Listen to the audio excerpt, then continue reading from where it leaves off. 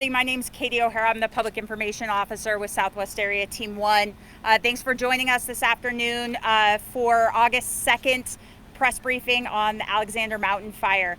We're going to have a couple of speakers this afternoon. First up will be our Incident Commander, Carl Schwartz. After that, we will have Jason Coyle, our Operations Section Chief, followed by Jason Sieg, our Agency Administrator and Acting Forest Supervisor for the Arapahoe-Roosevelt National Forest, and then we'll wrap it up with Larimer County Sheriff Fagan. So first up, I'd like to welcome our Incident Commander, Carl Schwartz. All right, good afternoon. Carl Schwartz, Incident Commander here on the Alexander Mountain Fire. Today we're showing 9,375 acres, 5% contained, 389 personnel. And I know that 5% containment may not sound like a lot, but it doesn't mean that we're not having a lot of successes. Firefighters out there working hard on the east side. We're having a lot of successes, expecting to show some more containment over that, maybe here in just the next few days. Having some successes in and around Cedar Park, in and around the homes there, and then along the 34 corridor we're having some successes. It doesn't mean we're not without challenges. It's still extremely hot. There's still some very rough topography. Fire is still in and amongst the homes, and the threat of fire crossing 34 is still very realistic. So firefighters out there working hard, and over the next coming days we do have some challenging weather with possible thunderstorms coming in, and those thunderstorms initially provide very challenging winds for us. So even though we're having some successes, there's still a lot of challenges out there. Need folks to still respect the closures and the evacuations while this firefight's still going on. Thank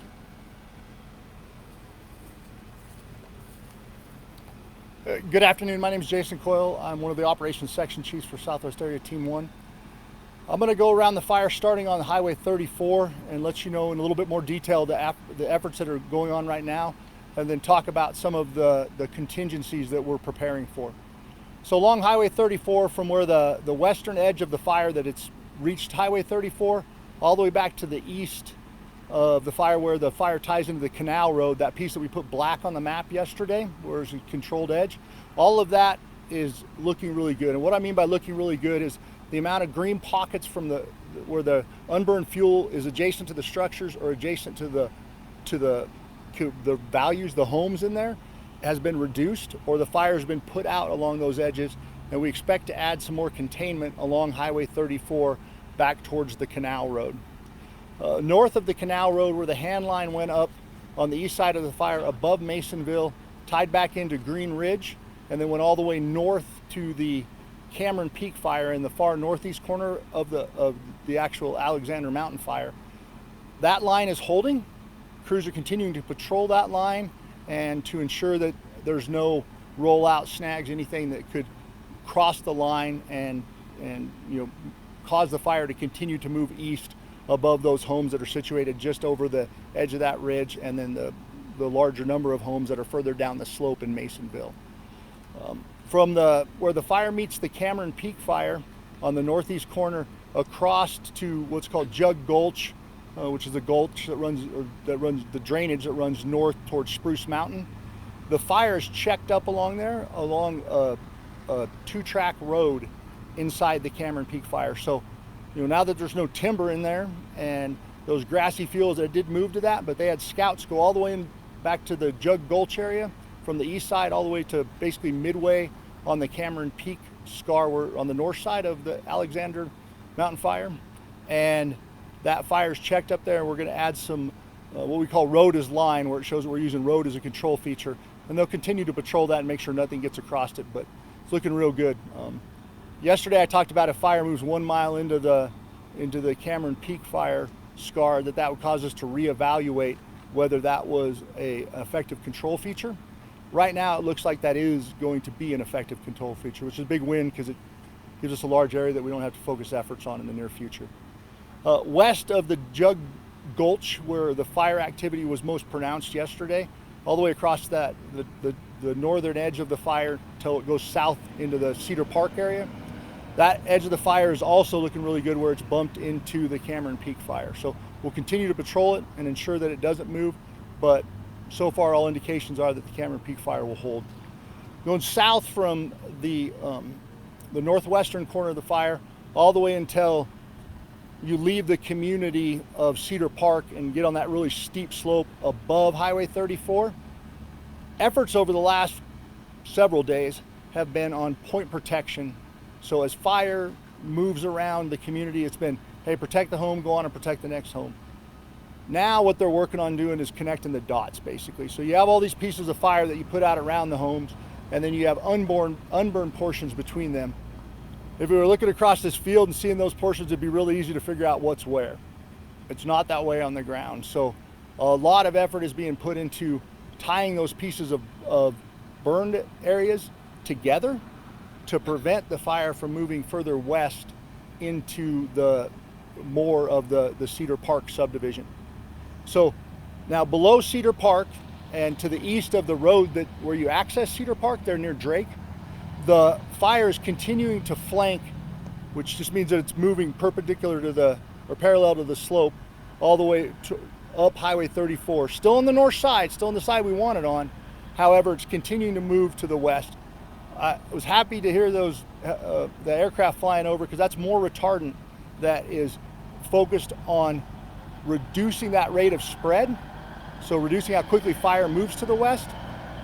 So crews can finish that work I described in Cedar Park, and we can plug them in and focus more on tying that piece off from the top of that very steep drainage all the way back down to Highway 34 over the coming operational periods.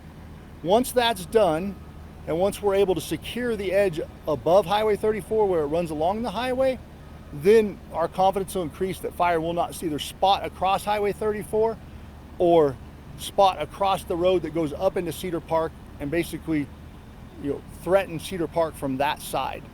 So that's where the emphasis is on for the rest of the day.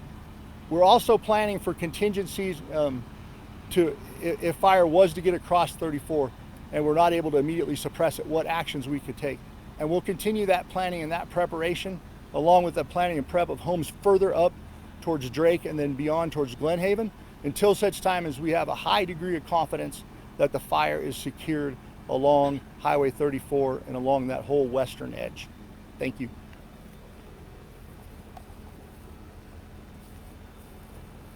Good afternoon, Jason Sieg, S-I-E-G. I'm the acting forest supervisor on the Arapahoe and Roosevelt National Forests and Pawnee National Grassland, which is the local forest unit here. I grew up in Larimer County and actually started my career on this forest as a firefighter many years ago.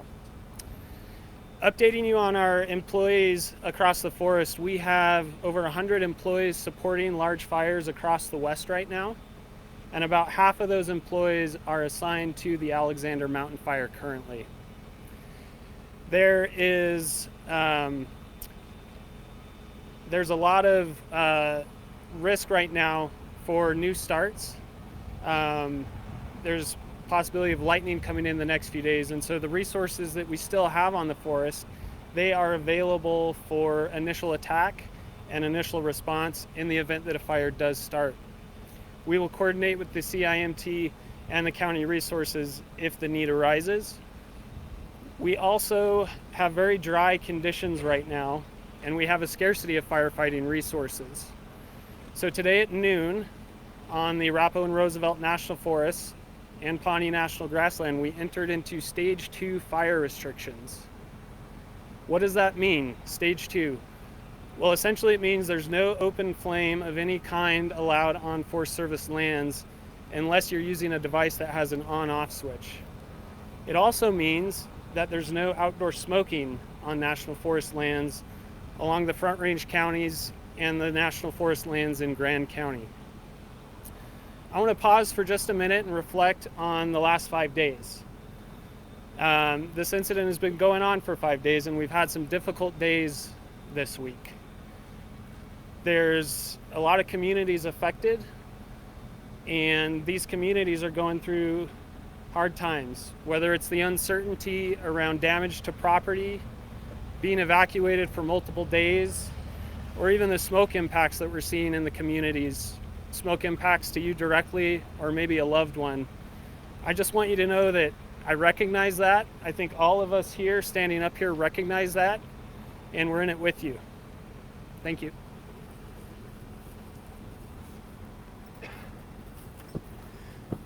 Hello, I'm Larimer County Sheriff John Fan. The last name is F as in Frank, E-Y-E-N. And I have a couple of items here to talk about. So today the damage assessment teams, we talked about yesterday that we had lost some structures in Larimer County to the fire. The damage assessment teams were able to get up into the areas where those damages have occurred, make their assessments. As soon as we are finished here today with this press conference, I'll be joining members of our Office of Emergency Management and notifying those folks who have lost their homes or lost other structures of that. So if you get a call from me, my condolences. We will talk about that. We're going to give you some resources on what to do next if you do receive that call. Okay. Like the Forest Service, we are also stretched very thin. There's a lot going on in Larimer County. The fair is going on. We have this big fire going on, and you still depend upon us for law enforcement protection in your communities. So on Wednesday, I also asked the commissioners for fire restrictions, and basically it's just like what the Forest Service described, Director Sieg, right? We talk about no open flames unless it's propane or pressurized gas. I like the way he described it. If it's got an on and off switch and it's open flame, that would be acceptable. If it doesn't have an on and off switch, then it's prohibited in unincorporated parts of Larimer County. We've had some today this evening. We're going to have some evacuation changes. So, and I'm going to refer you to nocoalerts.org or to the websites for specifics. But basically, the areas around County Road 27 that were voluntary, we're lifting those restrictions, and the areas around Carter Lake that were voluntary, we're lifting those evacuation restrictions as well. Moving a little bit to the west, the first area in that was a mandatory is now a voluntary evacuation. You go further west towards the mouth of the canyon, those still remain mandatory. So rather than me messing up the geographical areas and you wondering does that mean me or not me, I'm going to refer you to the NOCO Alerts website as well as the Larimer.org websites, which will contain that information. But we are lifting some of those evacuation orders. To help us with that, thank you to Governor Polis. The National Guard is coming in this evening to assist our crews with the roadblocks in some of those areas. Again, there's a lot going on in Larimer County. A lot of the staff in the Sheriff's Office, just like a lot of the staff with our regional firefighters and the Forest Service, have been online for the last 5 days, and we have a lot of other responsibilities. So I'm very, very thankful for the assistance of the National Guard and Governor Polis's approval to let us use them for the next 14 days at least. Finally, I want to talk about human beings are not the only thing that are evacuated when something like this happens that the Sheriff's Office has a responsibility for. So we have a lot of large animals, a lot of folks in our rural communities whose animals have been taken somewhere else and that we have to care for. As of this morning, that number of large animals actually equaled 100. They are over in Island Grove, over in Weld County right now because our fair is going on. And so we've had a lot of amazing partners in that arena. So the Weld County Sheriff's Office, Greeley Police Department, the 4-H and the FFA groups in Weld County, the community of Eaton and Island Grove itself, as well as CSU Veterinarian Services, have made sure that not only are we protecting the people of Larimer County, but we're protecting the animals of Larimer County. Finally, I want to say thank you again to our regional firefighting partners, the Southwest Team 1. Driving around today, there's been some significant progress. As you've heard, we're not out of the woods yet, but they're making excellent work towards getting our folks back into the homes.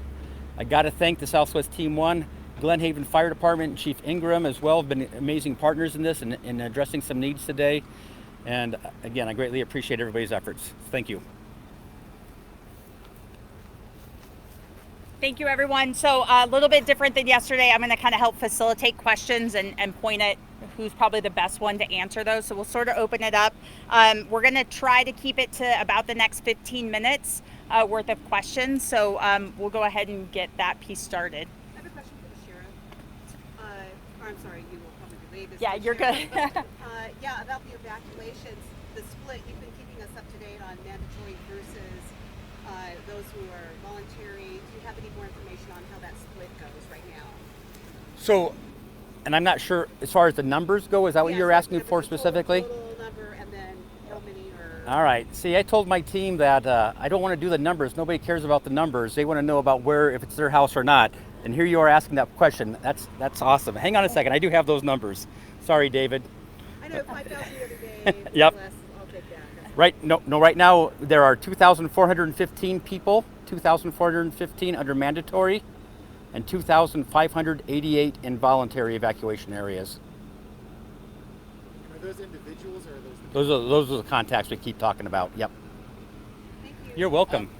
Have there been any additional structure losses? Obviously, yesterday we had the report that there were at least a dozen in Palisade Mountain Drive and Snowtop Drive, or 2 dozen. Thank you.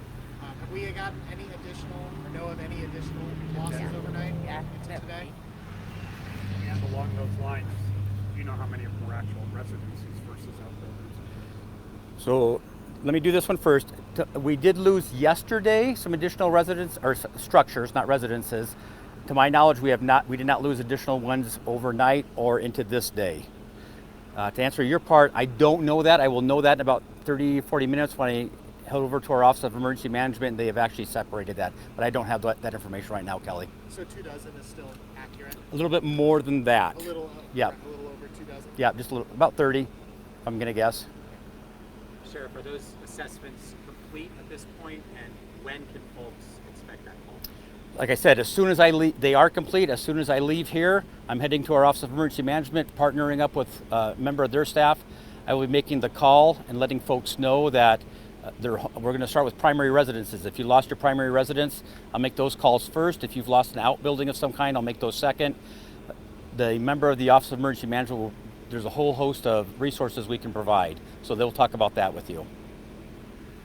If that was such an Sorry, go ahead.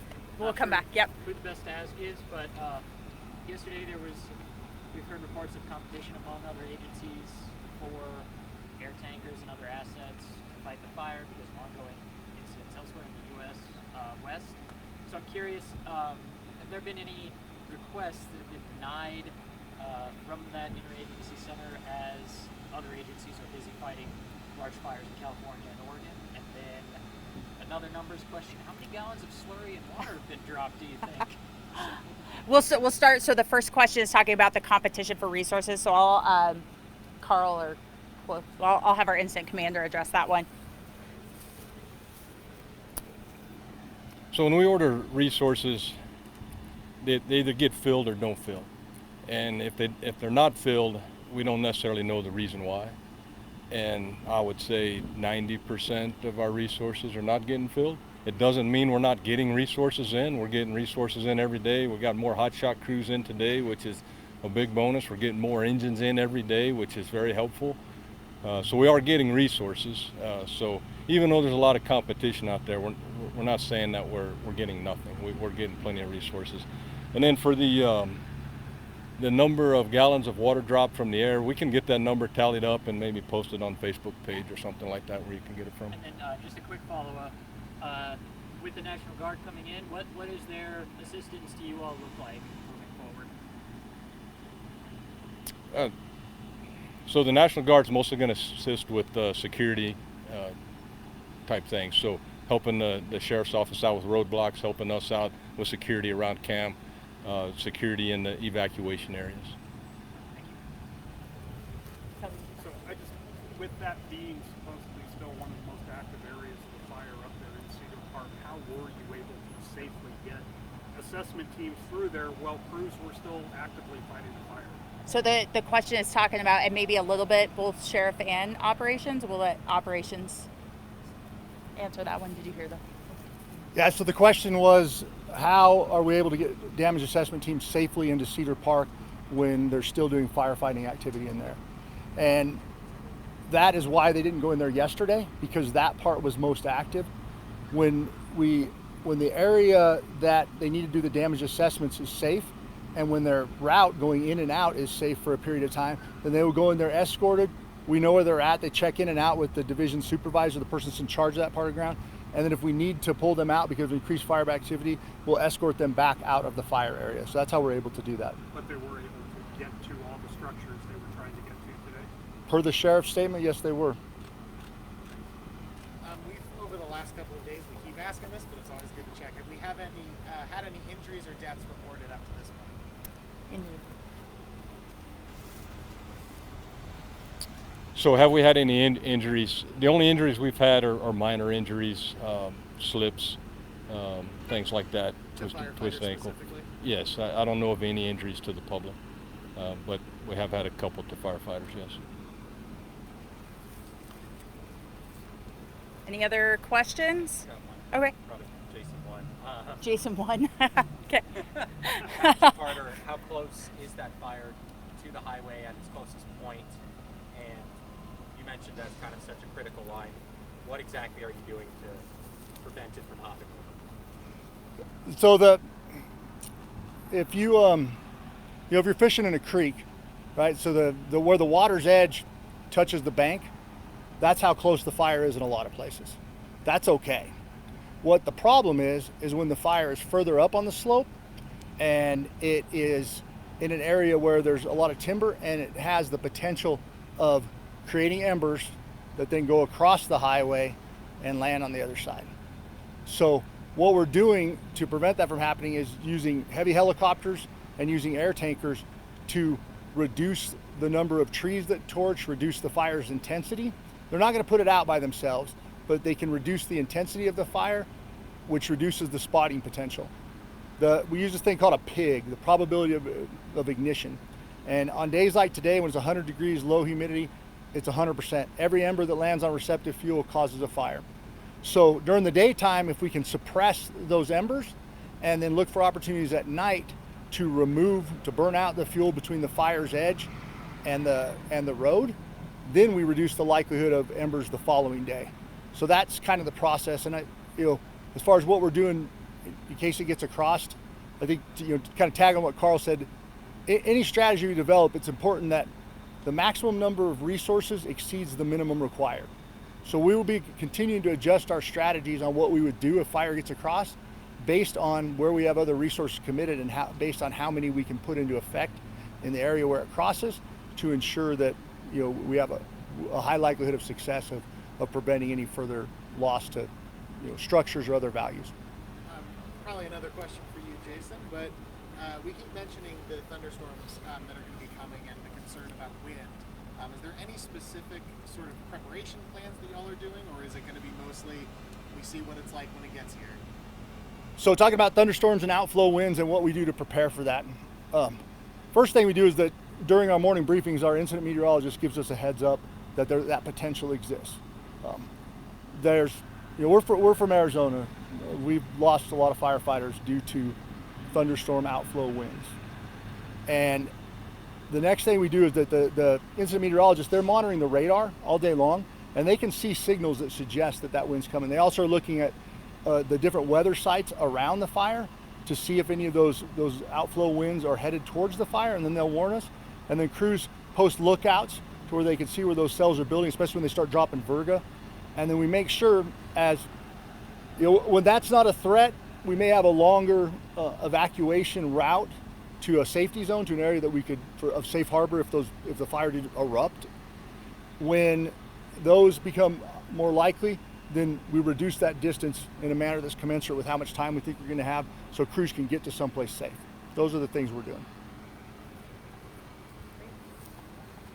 Thank you. Any other questions? I guess I have one more. Okay, Kelly, yeah. You talked about more hotshot crews. Can you tell me how many hotshot crews you have? I know the total personnel. Yeah, total But hotshot how many crews right now. numbers of just hotshot crews that you've been able to access? So how many hotshot crews do we have, I think was a question. Yeah. And so we currently have 3 that are engaged on the fire, 2 more arriving. So we should have 5 and possibly 1 more, so maybe 6 before it's all over. Oh, that'd be great. That'd be great if we How could many get all those. roughly per crew? 20 on the hotshot crew. It could be a few more, but 20 per hotshot crew. Great, thank you. Any last questions? Awesome. Appreciate it, guys. Thanks for joining us. We'll plan on 4 p.m. again tomorrow. Same time, same place. We're working on building up our infrastructure here to hopefully maybe a little bit of shade. It'd be great. And some better mapping products for folks to be able to take a look at and for us to point to. So we'll keep evolving this as we get our feet underneath us here, but we really appreciate you guys and getting the message about all the hard work that the firefighters are doing. So thank you, appreciate it.